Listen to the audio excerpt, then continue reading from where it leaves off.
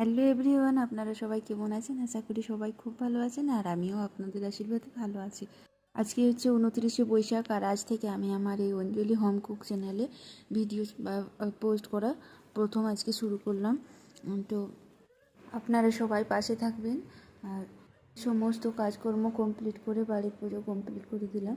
তো কমপ্লিট করে চলে আসলাম ছাদে দেখুন আমি কয়েকটা গাছ লাগিয়েছিলাম, ফুলের গাছ, অপরাজিতা ফুলের গাছ, গাঁদা, আর সেই ছোটো ছোটো যে টেবিলগুলো ফুল হয় সেই ফুলগুলো লাগিয়েছিলাম। তো এগুলো একটু জল দিয়ে চলে আসলাম।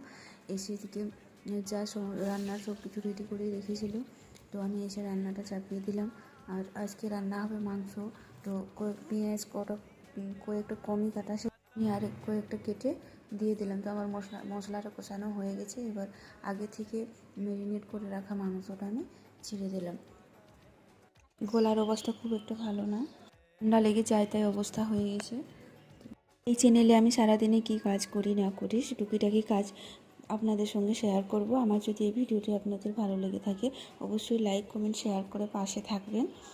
আর কোথা থেকে আমার ভিডিওটি দেখছেন অবশ্যই কমেন্ট করে জানাবেন, এতে করে আমিও আপনাদের পরিবারে চলে যেতে পারবো। তো প্রচণ্ড গরম, তাই শ্বশুরমশাই নিয়ে এসেছিলেন মাজা।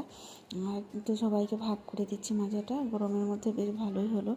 আর দেশি মুরগির যে রান্না করছিলাম তাই একটু ঝোল ঝোলে রান্না করেছি। তো আমার মাংসটা ওইদিকে হয়ে গেছে। এই পর্যন্ত দেখা হচ্ছে নতুন আরেকটি ভিডিওর সঙ্গে।